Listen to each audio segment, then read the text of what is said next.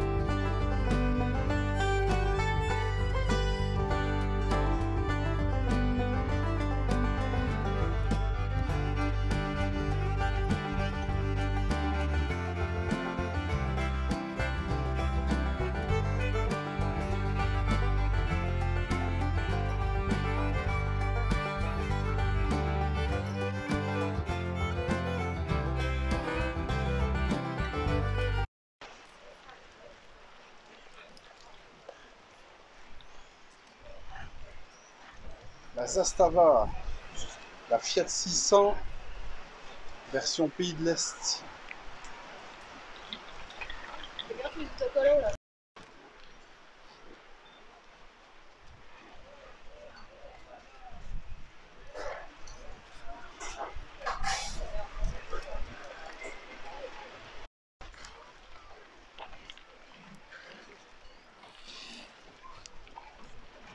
Salut les gars.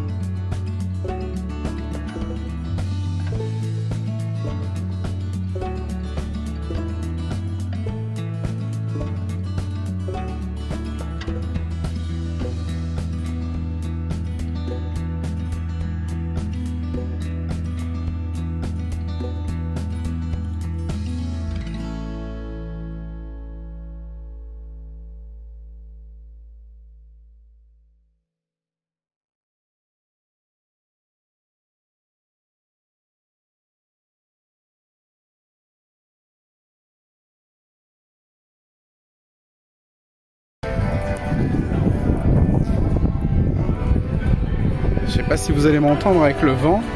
En fait, il y a un mariage. On les a déjà croisés tantôt. Et là, on les recroise.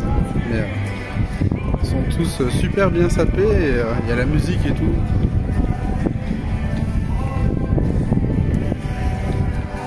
Ça, c'est du mariage, hein. C'est la classe.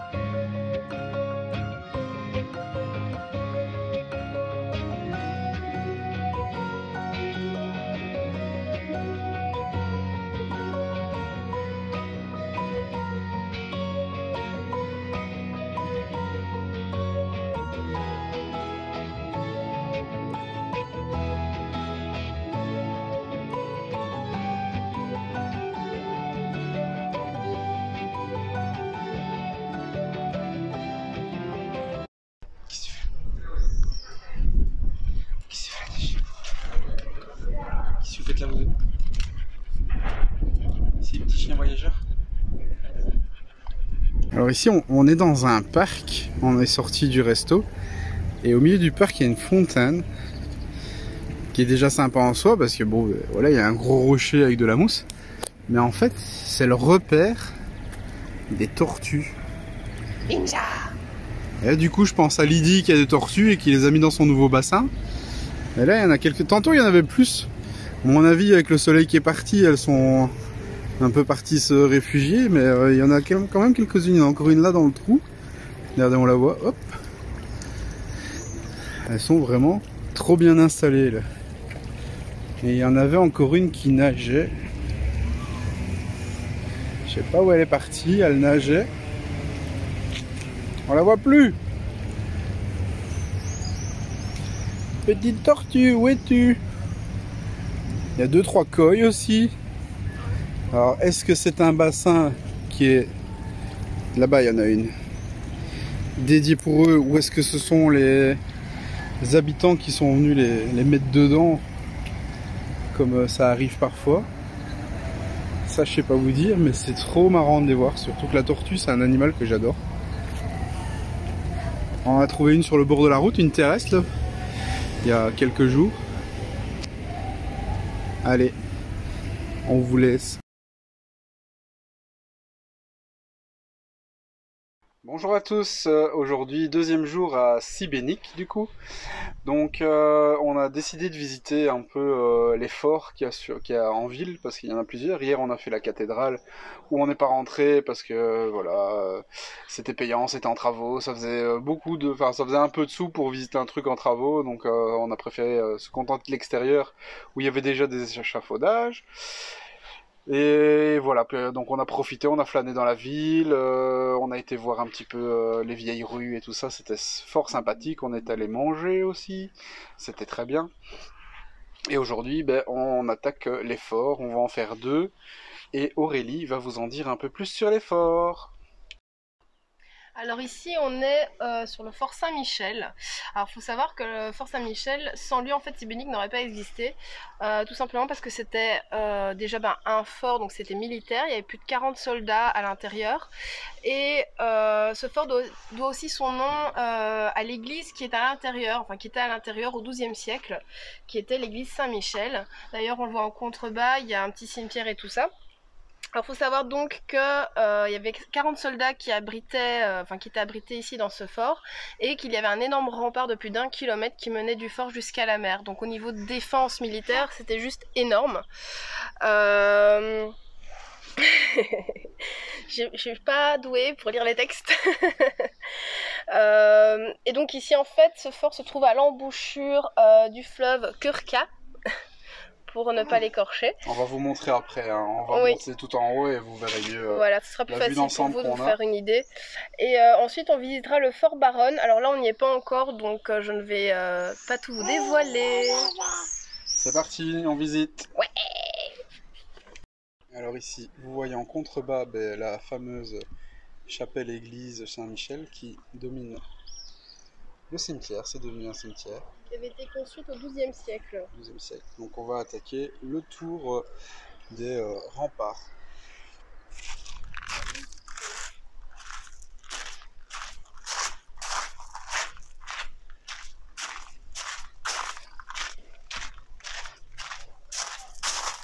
Alors, le soleil tape encore bien aujourd'hui, regardez-moi un peu la vue qu'on a d'ici en haut, quoi. C'est juste waouh. Alors aussi, ce qui n'a pas été dit, c'est que Sibénik, historiquement parlant, on n'en parle qu'en 1066. Avant, en fait, elle n'était pas du tout citée et elle tient son nom d'un empereur. Je ne vais pas écorcher le nom de cet empereur, respect à son âme. Mais voilà, donc Sibénik vient de là. Sans lui, en fait, cette ville n'aurait pas de nom. Ou pas celui-là, en tout cas. Peut-être même pas existé. Ben ouais. Vu que c'était une place forte militaire quand même.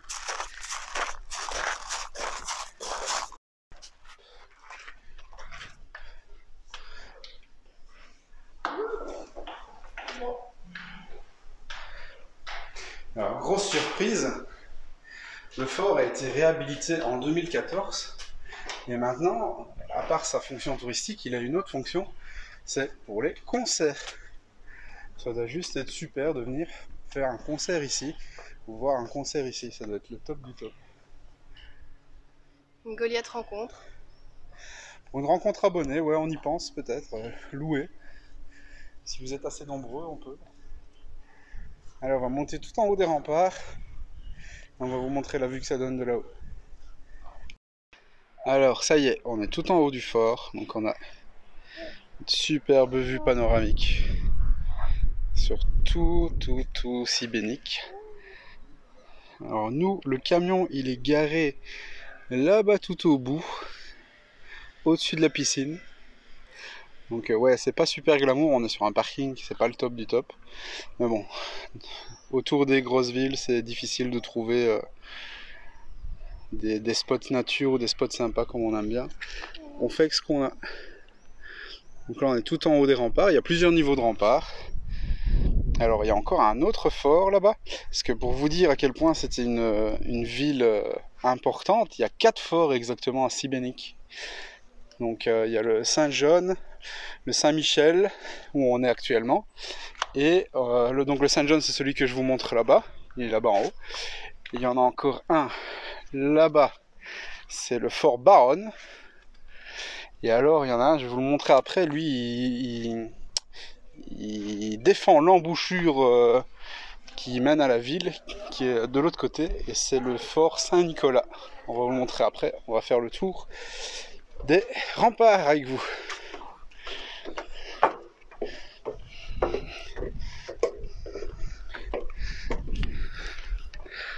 Donc, vous voyez la ville à 360 degrés,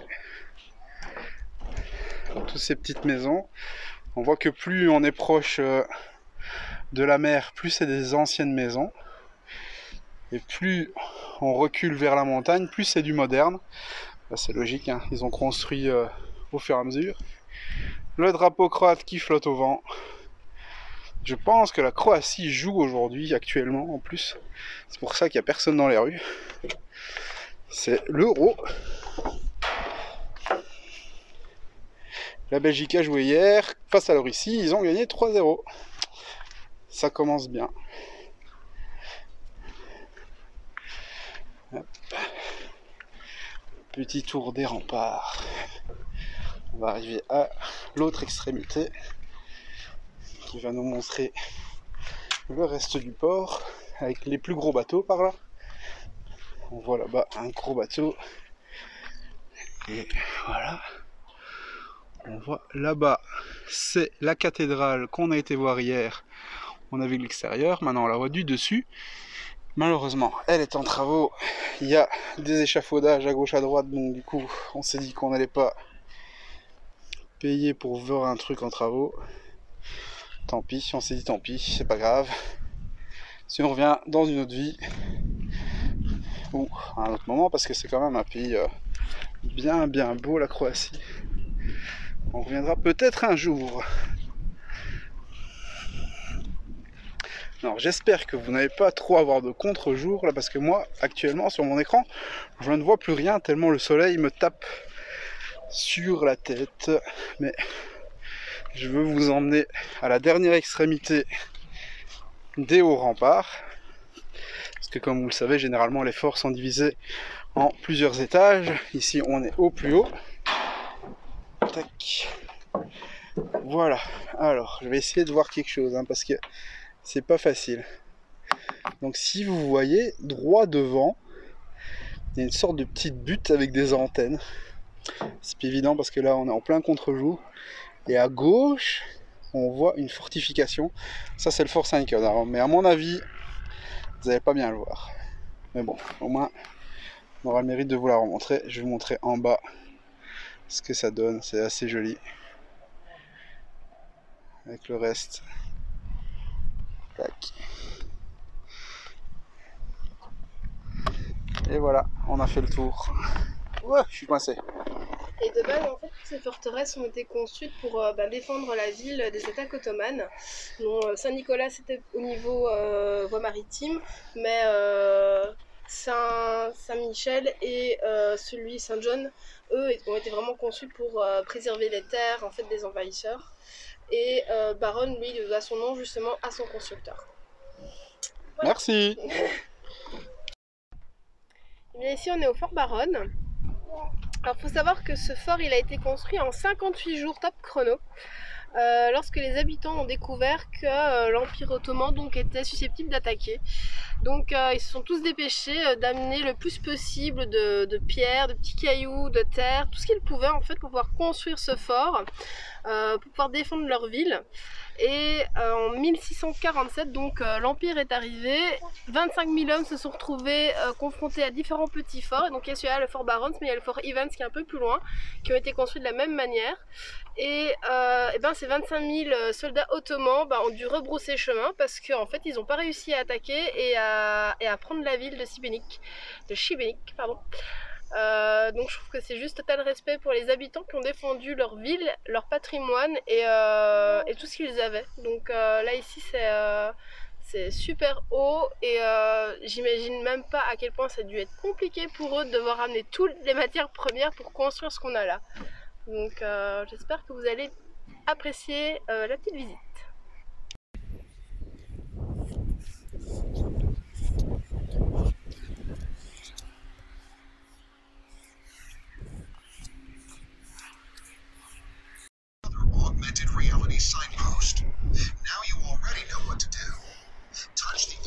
Aurélie, pendant la visite, c'est un peu comme un enfant, il faut trouver des trucs pour l'occuper.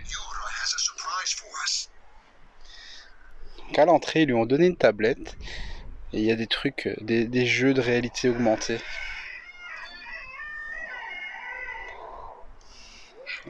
Ouais, genre de trucs qu'on donne aux enfants normalement. Mais là, c'est Aurélie qui le fait.